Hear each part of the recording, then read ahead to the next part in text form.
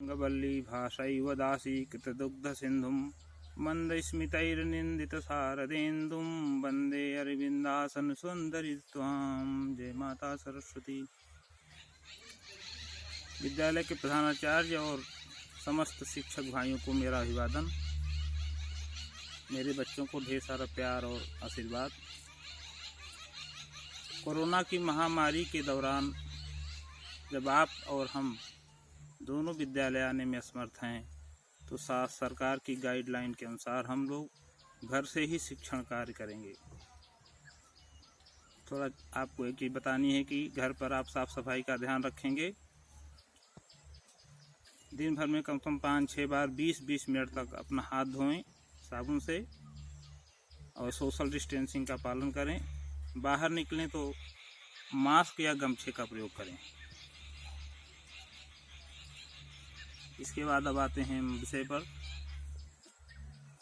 आज से हम एक ऐसी शिक्षण श्रृंखला शुरू करने चल रहे हैं जिसमें संस्कृत और हिंदी के विद्यार्थियों के लिए खास करके 6 से लेकर के 12 तक के लिए अत्यंत उपयोगी व्याकरणिक टिप्पणियाँ रहेंगी जो आपको अभी भी और आगे भी बहुत ही उपयोगी सिद्ध होगी आपके लिए।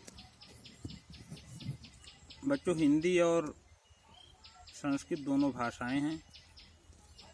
भाषा किसे कहते हैं? भाष्यते अनया इति भाषा।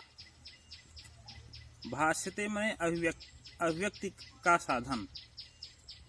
हम अपने मन के विचारों को जिस शिक्षण विधि के द्वारा हम दूसरे तक पहुंचाते हैं और दूसरों के विचारों को हम ग्रहण करते हैं, इसे ही भाषा कहते हैं। संक्षिप्त में कहें तो विचारों के आदान प्रदान करने के साधन को भाषा कहते हैं।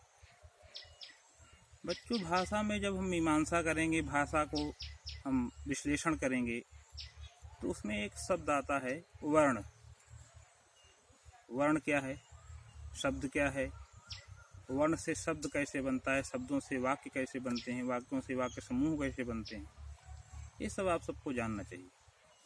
आज हम आपको संक्षेप में वर्ण के बारे में बताएंगे। वर्ण की परिभाषा संस्कृत में दी गई है, वर्णते अभिव्यंजते ध्वनि एन सवर्ण।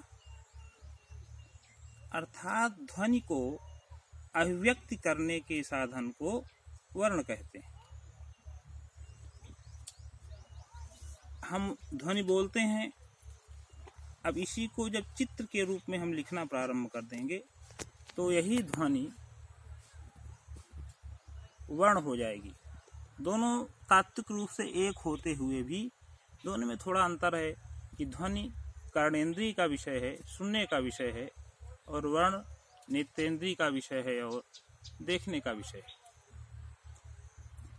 वर्ण की एक परिभाषा और हम लोग बताते हैं कि भाषा की सबसे छोटी इकाई को वर्ण कहते हैं। जैसे भाषा को छोटा करते आएंगे तो वाक्यांश आएंगे, वाक्यांश से वाक्य पर आएंगे, वाक्य को और छोटा करेंगे तो शब्द पर आएंगे, शब्द को भी और छोटा करेंगे तो वर्ण की प्राप्ति होगी। 6 मिनट होगी। तब जैसे एक वाक्य है, राम विद्यालय जाता है। यह वाक्य है।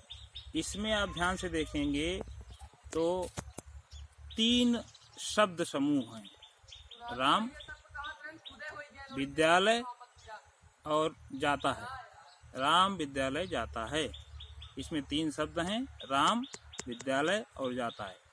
अब राम को भी तोड़ेंगे तो 2 वर्ड टाइप का निकलेगा, एक रा और दूसरा माँ। अब माँ को भी तोड़ेंगे, रा और माँ को भी तोड़ेंगे तो रा में हलंत, दीर्घ आ, माँ और माँ में हलंत और आ। ये जो 4 छोटे छोटे अंश प्राप्त हुए शब्दों के, इन्हीं को वर्ण कहते हैं, क्योंकि अब इनको तोड़ना संभव नहीं है। तो क्या निकल के आया कि भाषा की वह छोटी से छोटी इकाई जिसका विखंडन संभव ना हो उसे वर्ण कहते हैं। सबमिट हुई है। बच्चों, इसको और थोड़ा अगर आपको समझाएं विज्ञान की दृष्टि से, तो विज्ञान के दृष्टि से समझाएं तो जो आप शरीर की सबसे छोटी इकाई को आप कोशिका समझते हैं, जानते हैं, तो जैसे जीव विज्ञान की भाषा में शरीर की सबसे छोटी इकाई कोशिका है, भौतिक विज्ञान में पदार्थ की सबसे छोटी इकाई परमाणु है, उसी प्रकार अगर हम भाषा के संदर्भ में देखें तो भाषा की सबसे छोटी इकाई वर्ण होती है। आज इतना ही बच्चों, कल हम वर्ण के भेद और उसके और विश्लेषण करेंगे। तब तक के लिए धन्यवाद।